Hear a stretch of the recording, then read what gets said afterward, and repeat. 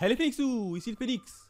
Aujourd'hui, retour sur le tome 53 de Kingdom.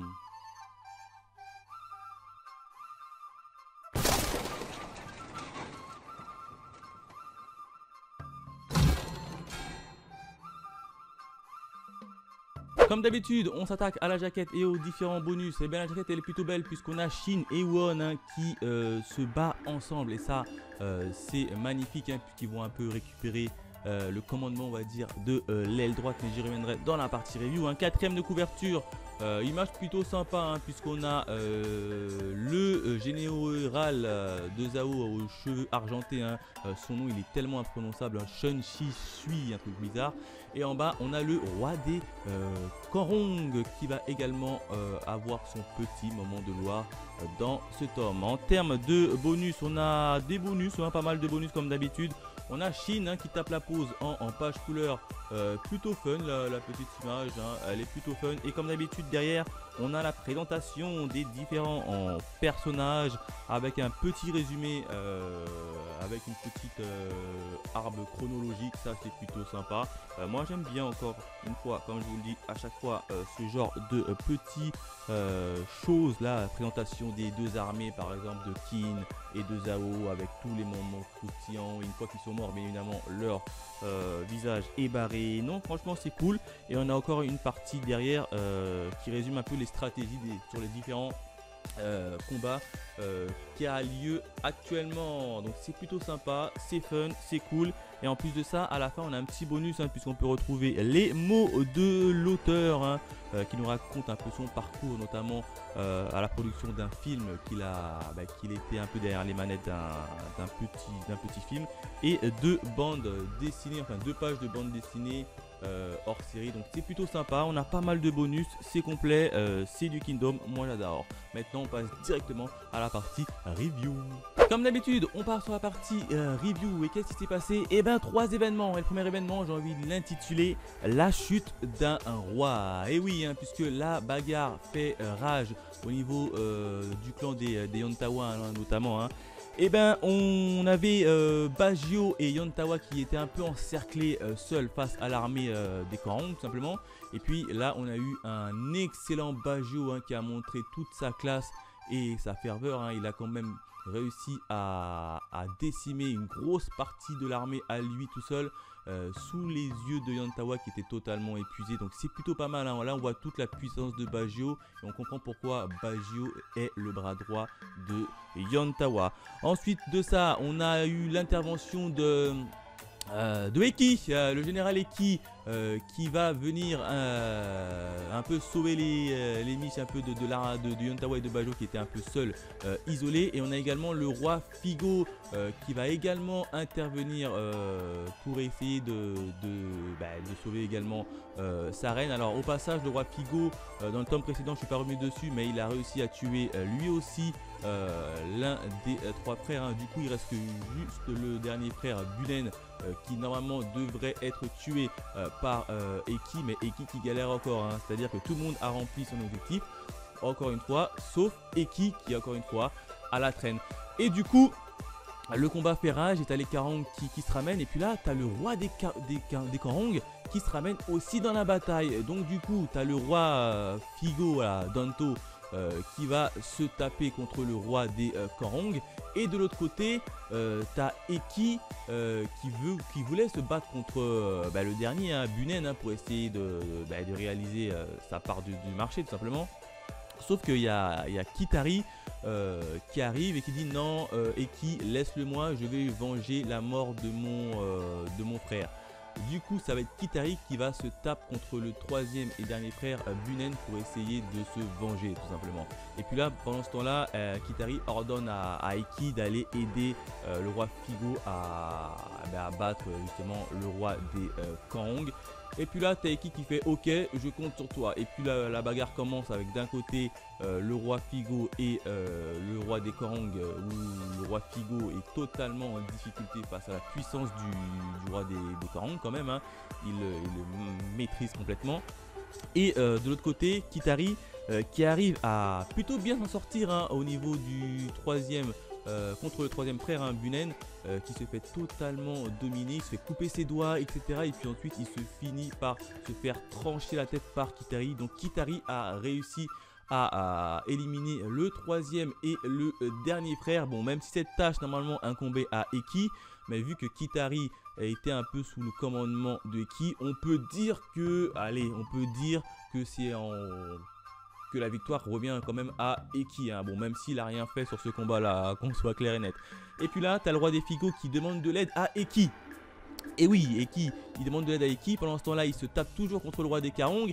Et puis tu as le roi Figo qui voit Eki, il galère à venir à l'aider. Il lui dit, mais Eki, bouge ton cul un petit peu. Donc il y a même le roi Figo dit à Eki, bouge ton cul un petit peu, t'es là pourquoi, merde.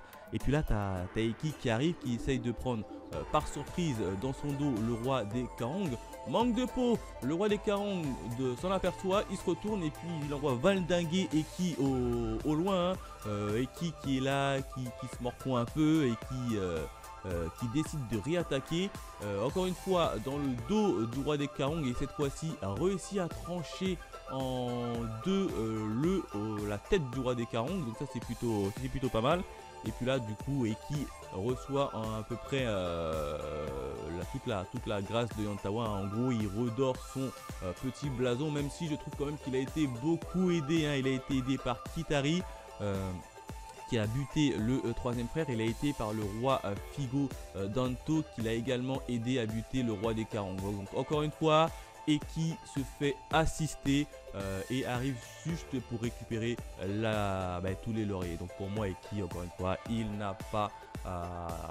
mérite même pas son grade de général. Il est mauvais dans tous les domaines. Donc voilà comment se termine en tout cas ce petit événement.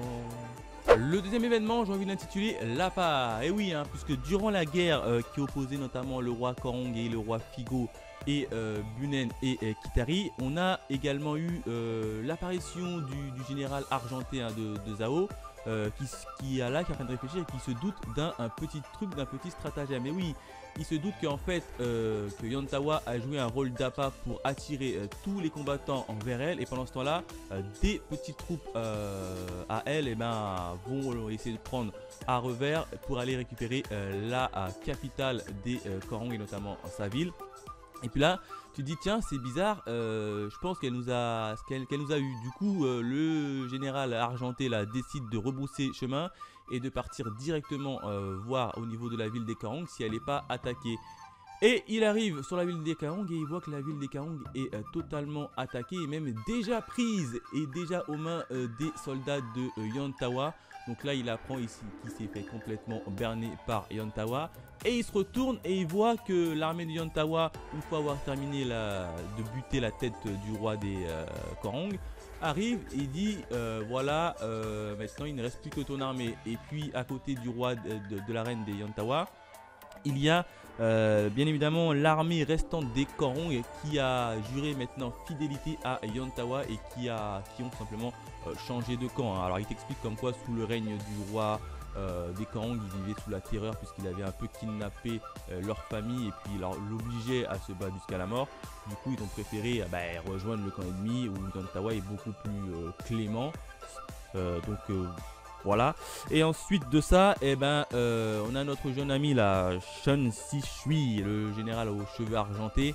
Il est contraint de déclarer sa défaite et de s'avouer vaincu et de quitter le champ de guerre. Donc voilà, victoire du côté du clan des Yantawa qui ont réussi à éliminer la menace Karong.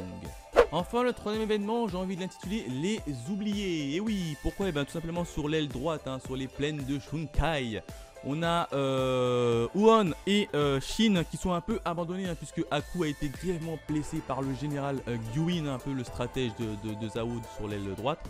Et du coup, il n'y a plus vraiment de commandant pour diriger l'aile droite. Et puis là, du coup, tu n'as que Huon et Shin qui essayent de se démerder en attendant les renforts qui normalement Uzen devrait envoyer pour essayer de pas se faire tout simplement liquidé.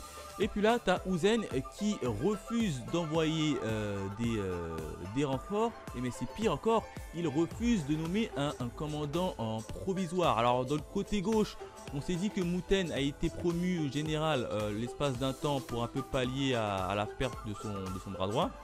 Alors on s'est dit qu'il va faire la même chose du côté de l'aile droite avec Huon, hein, notamment que c'est son fils. Alors il va dire qu'il va se voir promu en tant que général. Et ben non, Uzen refuse de promouvoir Huon en tant que général et lui donner les rênes. Hein. Il lui dit battez-vous encore une fois, il n'y a pas de général mais c'est pas grave, battez-vous. Donc là en fait c'est tout simplement Shin et Huon, hein, les deux qui vont un peu organiser la contre-attaque au sein de Kin. Et bien évidemment ils sont managés derrière par Karyoten qui est un peu la stratège et qui va un peu prendre tout ça sous son aile. Donc c'est un peu compliqué chez eux, ils sont complètement oubliés et Uzen qui ne bouge pas. Ensuite de ça on apprend comme quoi que alors pourquoi Uzen n'envoie pas des renforts ou bien ne promue pas Huon en tant que général provisoire, hein, comme il a fait à Muten. Tout simplement parce qu'on apprend l'histoire et le passé de Huon, car a priori Huon ne serait pas le fils officiel de Uzen, hein. A priori avant son mariage, et ben, la mère de Huon aurait eu une relation avec un autre homme. Et puis ensuite ils se sont mariés elle s'est mariée avec simplement Uzen. Et ensuite il y a eu la naissance de Huon. Donc a priori il y a des rumeurs qui disent comme quoi en fait Huon ne serait pas le fils légitime et officiel de Uzen, et Uzen en tiendrait rigueur. Et évidemment ils se sont dit mais pourquoi ne pas poser directement la question à la mère de Huon, hein, directement, et à la forcer à répondre. Et puis il nous apprend comme quoi que non, on ne peut pas, désolé, parce que dès que Huon est né, malheureusement sa mère est morte. Donc voilà, elle est morte avec son secret. Donc on ne sait toujours pas si c'est vrai, si c'est pas vrai, mais en tout cas il y a une rumeur qui dit comme quoi Huon ne serait pas le fils légitime de Uzen, et c'est pour ça qu'Uzen n'enverrait pas de renforts et de soldats, ou n'adopterait pas, enfin ne promulguerait pas Huon en tant que général. Donc c'est un peu compliqué au niveau de l'aile droite ou même de chez la famille des Huon.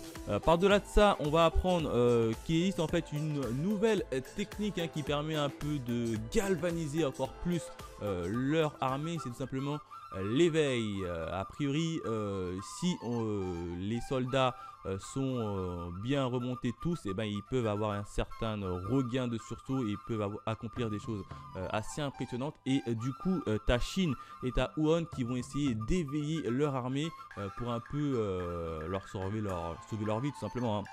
Et puis là on va avoir un long discours et un discours très encourageant à la fois de Shin et de Huon pour un peu galvaniser leurs troupes et de passer, de les éveiller tout simplement. Donc voilà en termes du troisième et dernier événement.